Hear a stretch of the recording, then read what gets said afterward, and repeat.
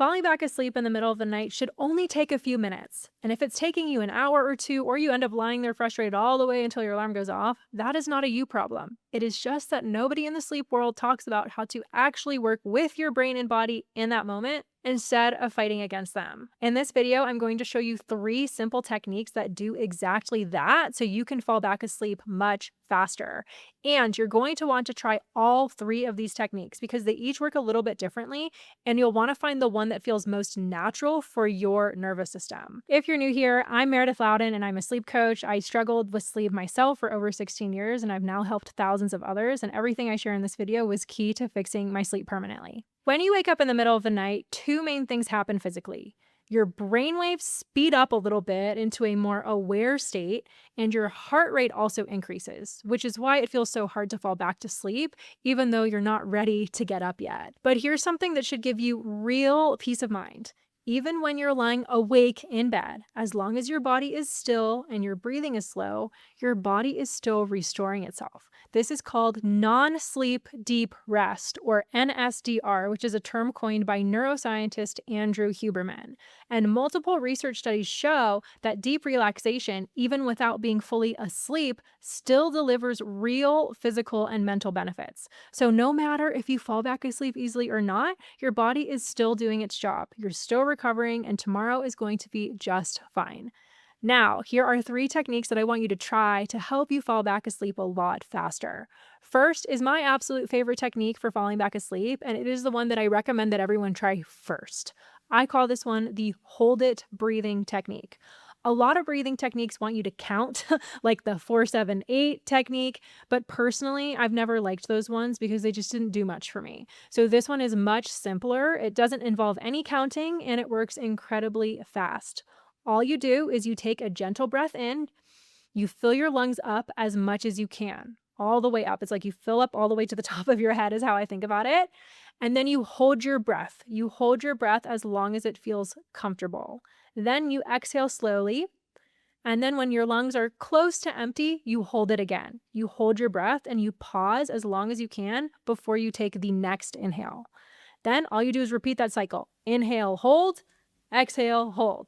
And the key is to keep your body as relaxed as possible while you do this. Just inhale and hold, exhale and hold. This is called breath retention, and it has a direct calming effect on your nervous system. It signals to your brain, there's no emergency. We're not in danger. It is safe to slow down. This breathing pattern causes not only your brain waves to slow down very quickly, but also your heart rate. Your heart rate drops, and both of those things combined is how your body shifts back into the relaxed state where you drift off to sleep.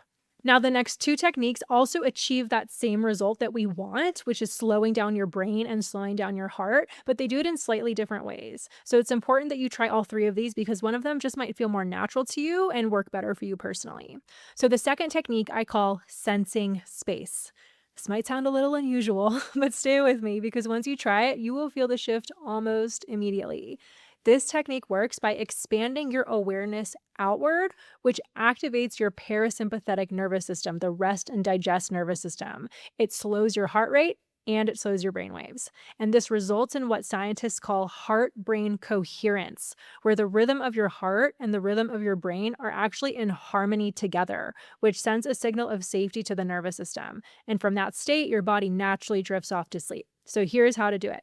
You're going to keep your eyes closed, and with your eyes closed, you're first going to start sensing the space directly above your chest. I'm just going to pretend that you're lying down in bed, right? So if you're lying on your back, it would be the space above your chest because you're lying down.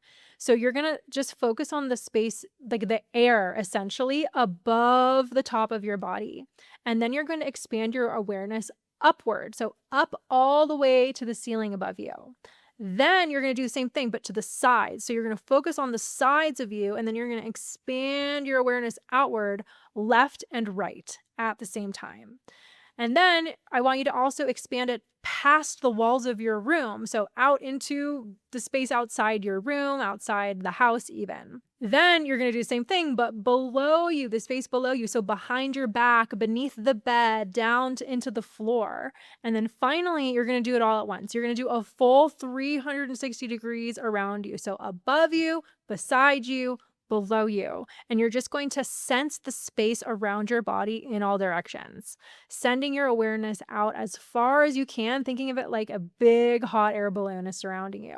So definitely give this one a try tonight. And if there's something specific on your mind keeping you awake, a worry, a problem, something that you can't just stop thinking about, technique number 3 is designed exactly for that. Technique 3 is to visualize the problem already solved.